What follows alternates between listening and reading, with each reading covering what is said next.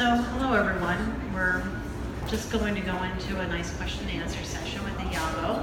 It's wonderful, your book, and I loved your presentation. Thank you. I'm Kelly Egan from Peace Day 365, and I'm very familiar with these Sustainable Development Goals, particularly SDG 16. So I think it's appropriate that we're talking today, and I really love that you've written this book.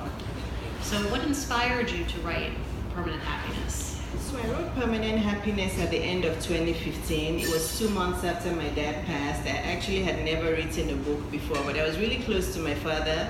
And when he passed, I was going through the natural grieving process, spending a lot of time in quiet and solitude.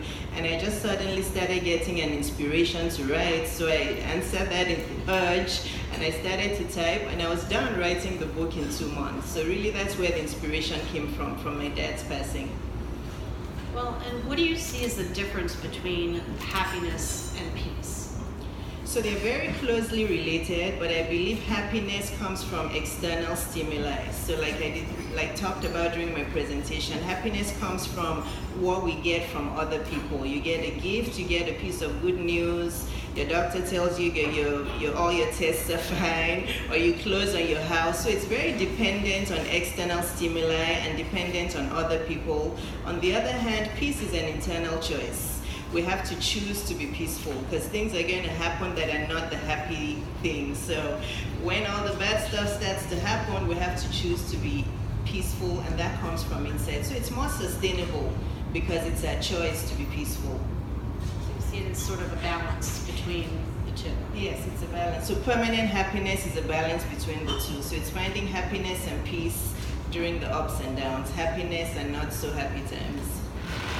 Well, and how do you envision the book helping people just promote peace and happiness, and in particular with the SDG 16?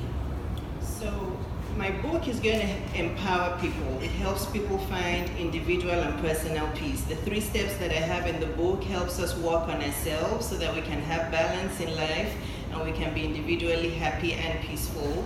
And as we start to attain that, then we're strong enough to be able to extend the influence out and the impact out to other people. So one of the chapters in my book is about children and education. And I believe that as we influence people, we're also educating them. So I'm all about quality education for everyone. And the more education we have for people, the less crime there is, the less violence there is, because people feel empowered and they feel useful in the community. So there'll be more justice and there'll be stronger institutions just from education and from influence. Well, and then you kind of have gone to the next step, which is the human race. Like, how do you see how your book and how you can help promote peace just from a diversity standpoint worldwide? I think you probably have gotten really close to that with your last answer as well. Yes. So it's to be accepting of everyone. We all have to be inclusive, and that's why I love the Sustainable Development Goals, because it includes everyone. Everyone can play a part in this. So you don't have to live in the developed countries to be a part of the SDGs. You can live anywhere, in any corner of the world, and you can be included in this initiative to make the world better.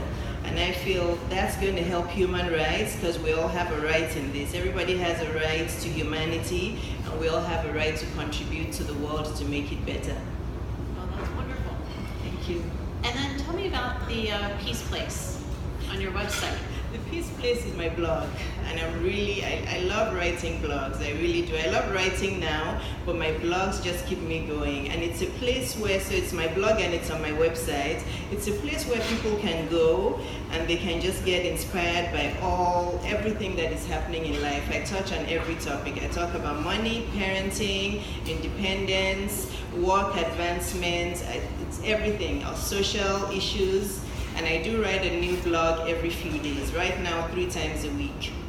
And does the blog link up with your YouTube site? So on YouTube I have vlogs, so I do videos as well. So on YouTube I have several videos that I have, but on my blog, it's just written blog. It's just like things that I write written, but on YouTube I do have videos. We're so happy that you've actually written this book and that you were able to come here today and explain the book, because I think that I think a lot of times people do need to see that there is personal peace that gets extended into the world, and then happiness really is something that can be a permanent solution when you're working with the Sustainable Development Goals. Yes, permanent happiness is sustainable because it helps us with peace and with happiness. Yes. Yeah, well, thank you so much. Thank you. Thanks so much, Kelly. Thank you. Thanks, everyone.